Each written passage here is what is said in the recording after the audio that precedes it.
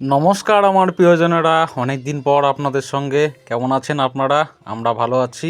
এই দিন ছিল দশমীর দিন, আর দশমীর দিন সকালবেলা একটু বৃষ্টি হয়েছিল। বৃষ্টি হওয়ার ফলে গোটাটায় কাদা কাদা। মিষ্টু সেজেগুজে বেরিয়ে পড়েছে মাকে ভোগ দিতে, মানে দুর্গা মাকে ভোগ দিতে পুজো মণ্ডপের উদ্দেশ্যে। সঙ্গে আমিও বেরিয়ে পড়েছি।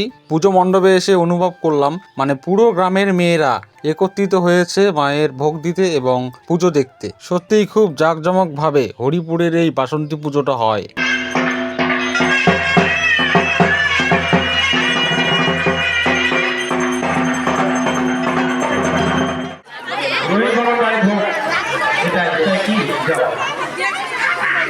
বাসন্তী মায়ের পুজো শেষ হয়ে যাওয়ার পর এখন সিঁদুর খেলা হচ্ছে, যা গ্রামের মেয়েরা বউরা মিলে সবাই মিলে খেলছেন।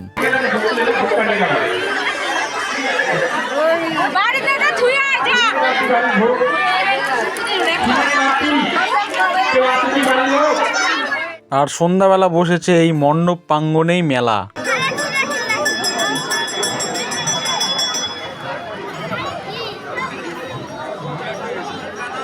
দশমীর পরের দিন আজকে মায়ের বিসর্জন হবে এই পুকুরে, তাই গ্রামের সমস্ত মানুষ এসেছেন এই পুকুর পাড়ে ঠাকুর ভাসান দেখতে।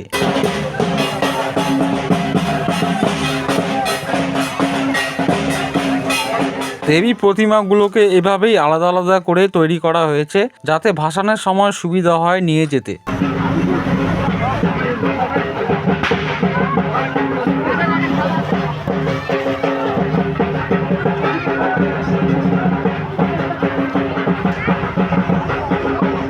আর এদিকে অল্প বয়সের ছেলেমেয়েরা গানের তালে তালে নাচছে, আনন্দ করছে।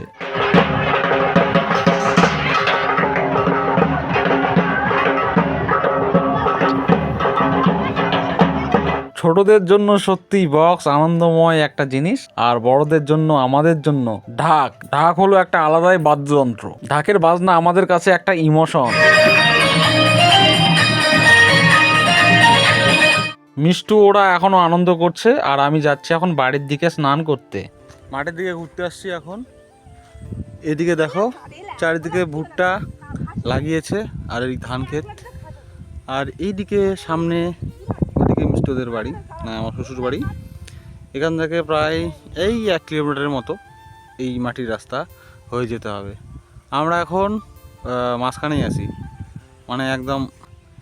তোমাদের জমি কোন দিকে আছে? ওইদিকে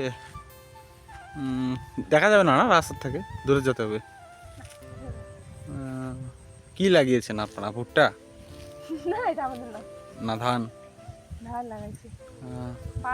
এখন হাওয়া হচ্ছে, মানে প্রচণ্ড সুন্দর পরিবেশ, আর হাওয়া হচ্ছে একদম মন খোলা হাওয়া। আর সূর্য প্রায় ঢলে এসছে, কিছুক্ষণ পর ডুবে যাবে। এখন বাজে 5টা। খুব সুন্দর হাওয়া। ভুট্টা খেতে, ভুট্টা দেখতে আসছে লোকের ভুট্টা। চুরি করবা না কেন? হ্যাঁ, চুরি করবা না, লোককে বলে খাবো, চুরি করবা না। যাবে না। এদিকে লাগিয়েছিল, এগুলো হয়নি না? লাগাইনি।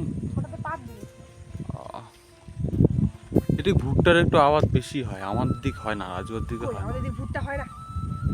তাও অনেক লাগাইছে, এদিকে ওইদিকে, ওইদিকেও দেখলাম, আবার ওইদিকে এখন এসছি একদম মাঠের মাঝখানে। এদিকে মিষ্টদের বাড়ি, এদিকে লাগিয়েছে ভুট্টা, এদিকে ধান, আর মিষ্টদের বাগান ওই এটা হয়। যাই হোক, এই জায়গাটা একদম মাঝখানে। এখানে বসে আছেন উনি, আরাম করছেন। আর এখানে বলছেন যে ছোটোবেলা নাকি ভাত খেতেন এই ওখানে, মাঠে আসলে ভাত খেতেন। জায়গাটা খুব সুন্দর জায়গা। এটা একটা কুলের গাছ।